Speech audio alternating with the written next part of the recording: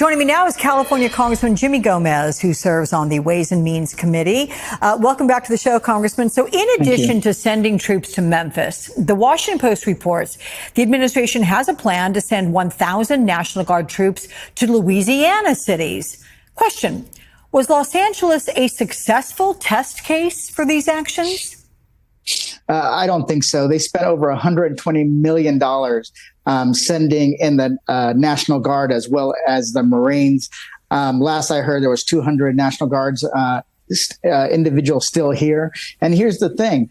It doesn't work if you're not doing it in collaboration with local law enforcement, which we did not ask for the National Guards. It doesn't work if you're not doing it in collaboration with the state government. It has to be a partnership. But also, this is outside the bounds of custom and practice. This is not something that should be forced upon people. This is extremely dangerous because once it's normalized and they do it not only here in LA, Memphis, Louisiana, Washington, all over, then the National Guards are coming to a city near you. In your hometown, you'll see these troops, not based on statistics or facts, but based on the whims of a president who wants to act like a tough guy and act like he's actually doing something about crime when he's not. This week, the Supreme Court gave ICE permission to continue immigration sweeps in Los Angeles using its 4-part test to question people. And the critics say it allows federal agents to racially profile individuals.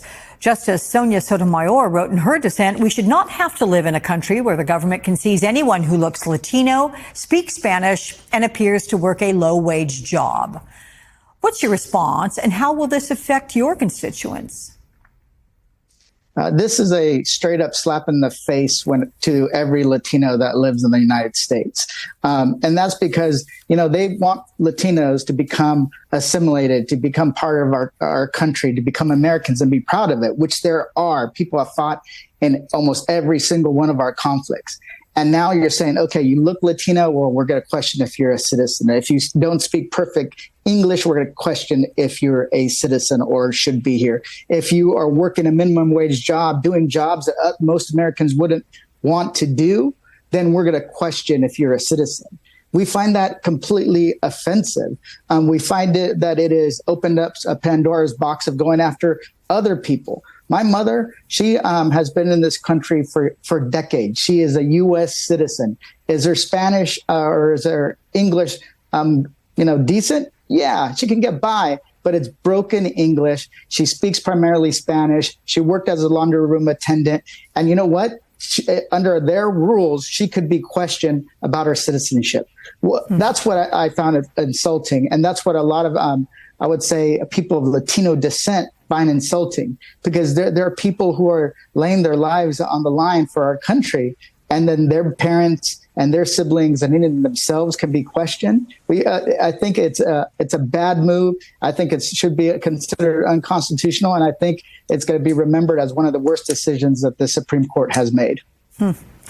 So the LA Times reports that a 36-year-old Pasadena resident from Tunisia was detained by ICE despite being in the process of petitioning to stay in the country.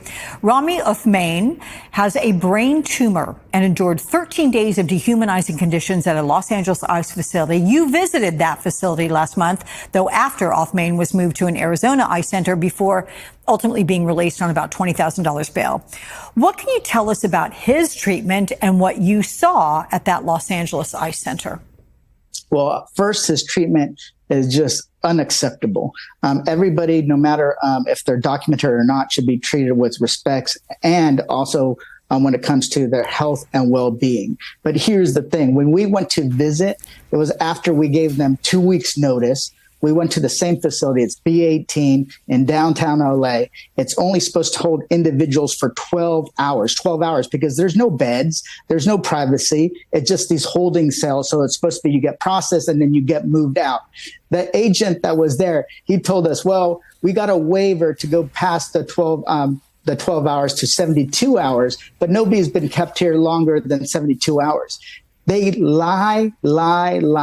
It's like when anytime you ask them, they lie. And when we were there, it was completely cleared out. What we heard reports is that they started sending people to other holding facilities, like in Santa Ana to Adelanto, so that when we got there, it was completely clean. It was nobody was there, which was the weirdest thing I ever seen. Because in my knowledge, asking people who are attorneys that work with clients at that facility, they said that's never the case. It's never completely empty. And when we're there was two people. One that was talking to somebody from the Consul General of Mexico, and the other one was in a holding cell. They lie.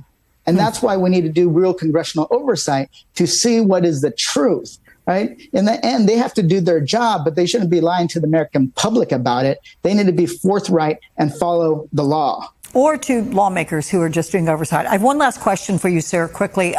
Democrats stay restoring billions of dollars in Affordable Care Act tax credits is the minimum price for their vote to avoid a government shutdown October 1. You have more than 22 million lower-income Americans who receive these subsidies. And NBC News reports a couple who pays, for example, $278 a month for health insurance, they're going to see their premium go up to as much as $1,800 on January 1st. Is restoring these subsidies worth funding the government and President Trump's agenda? Do Democrats have a strong negotiating position to avoid a government shutdown? I think that Democrats are really concerned about these individuals, these families that are going to be impacted by these astronomical increases. They won't be able to keep their health insurance. And then you have at the same time the big, beautiful bill where Trump guts Medicaid, makes it more difficult, cuts food assistance. And then all of a sudden they're asked to kind of bear the burden of higher costs because of Trump's dumb tariffs that are driving up the cost of living everywhere. So this economic pain is being felt. And Democrats, what we're trying to figure out is how to make sure that it doesn't even get worse. People are struggling. And the president who said he was going to lower prices on day one has failed and actually is driving our economy, our American family off a cliff because he doesn't know how to manage our federal government. So we will try to fight for working people no matter what. Okay. California Congressman Jimmy Gomez, thank you so much for weighing in.